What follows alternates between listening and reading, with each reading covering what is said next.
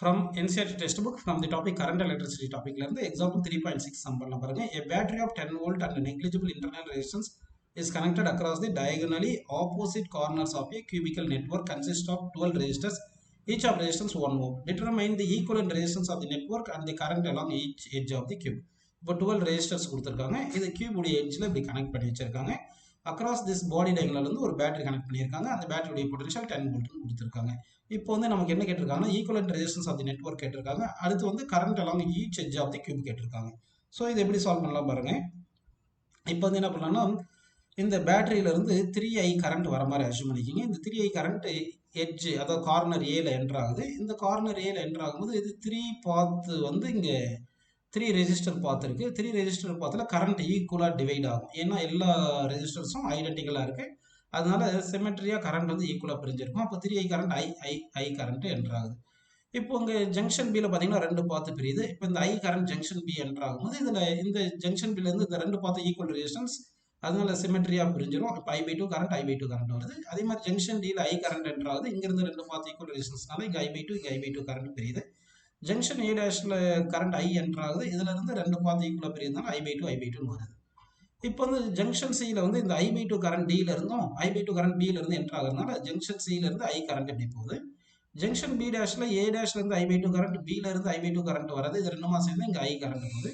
Junction D டேஷ்ல டில இருந்து வர I/2வும் ஏ டேஷ்ல இருந்து வர I/2வும் சேர்ந்து ஐ கரண்ட் எப்படி போகுது. ஜங்ஷன் சி டேஷுக்கு டி டேஷ்ல இருந்து பி டேஷ்ல இருந்து சில இருந்து இந்த 3 பாத்துல இருந்தும் ரெஜிஸ்டர் இருந்து ஐ கரண்ட் வந்து 3i கரண்ட் இங்க வருது. அப்போ பேட்டரியில 3i கரண்ட் என்டர் ஆகுது. அப்போ பேட்டரியில எவ்வளவு கரண்ட் வந்ததோ அவ்வளவு கரண்ட் என்டர் ஆயிருச்சு. இப்போ நம்ம ஈக்குவலன்ட் ரெசிஸ்டன்ஸ் ஃபர்ஸ்ட் கண்டுபிடிக்கணும். அதுக்காக ஒரு லூப் எடுக்க போறோம். எந்த லூப் எடுக்கிறோம்னா ABCC'EA இந்த லூப் எடுக்கிறோம். கிர்காப் செகண்ட் லா யூஸ் பண்ணி நம்ம ஒரு லூப் ஈக்குவேஷன் எழுதி எஃபெக்டிவ் ரெசிஸ்டன்ஸ் கண்டுபிடிக்கலாம் பாருங்க.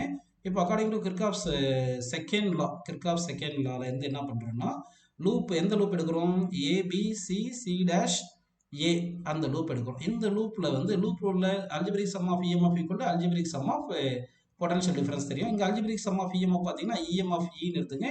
Potential difference sum of potential difference இந்த ஐ கரண்ட் இங்க வருது இல்லையா, இங்க ரெசிஸ்டன்ஸ் ஓவர் ரெசிஸ்டன்ஸ் ஆர் எடுத்துக்கிட்டீங்கன்னா ஐ கரண்ட் ஐஆர்னு எடுத்துக்கலாம். அடுத்து இங்க I/2 கரண்ட் இருக்கு இந்த லூப்ல, தட் இஸ் I/2 இன்ட்டு ஆர்னு எடுத்துக்கலாம். பிளஸ் இங்க ஐ கரண்ட் இருக்கு, இது ஐஆர்னு எடுத்துக்கலாம். ஓகேவா? ஸோ இதுல இருந்து EMF ஈக்குவல் என்ன வருது பார்த்தீங்கன்னா நம்ம ஐஆர் காமனா எடுத்துட்டோம்னா 1 + 1/2 + 1ன்னு வந்துருது. கரெக்டுங்களா? இப்போ என்ன பண்ணலாம்னா E is equal to IR into இது எல்சிஎம் எடுத்தோம்னா என்ன வரும்னு சொல்லுங்க. இங்கே 1 இங்கே 2 எல்சிஎம் எடுங்க. 2 எல்சிஎம் எடுத்தீங்கன்னா இங்கே 2 + 1 + 1ன்னு வந்துருது, 2ன்னு வந்துருது. அப்போ இது மொத்தமாக 5ன்னு வந்துருது இல்லையா, அப்போ 5/2ன்னு வந்துருது. அப்போ EMF ஈக்குவல் டு இங்கே I இன்ட்டு R இன்ட்டு 5/2 வந்துருது. இதை வந்து நான் 3ல மல்டிப்ளை பண்ணி 3ல டிவைட் பண்ணிக்கிறேன்ப்பா. அப்போ இந்த 3 × 2 6 வரும். இங்கே 3i தான் total current drawn from the battery. அப்போ EMF by 3i நம்ம எடுத்தோம்னா தட் இஸ் ஈக்குவல் டு 5. இங்கே 3 இருக்கா, இந்த 3யும் இந்த அதாவது 3ல மல்டிப்ளை பண்ணி டிவைட் பண்ணியிருக்கோம். நல்லா கவனிங்க. இங்கே 3ல வந்து மல்டிப்ளை பண்ணி டிவைட் பண்ணியிருக்கோம். இந்த 3யும் இந்த 2 மல்டிப்ளை பண்ணால் 6 வந்துருது. ஸோ 5/6 இன்ட்டு ஆர் வந்துருது.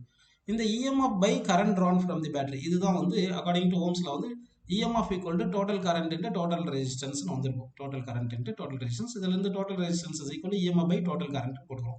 இந்த total current drawn from the battery தான் 3iன்னு நமக்கு தெரியும்.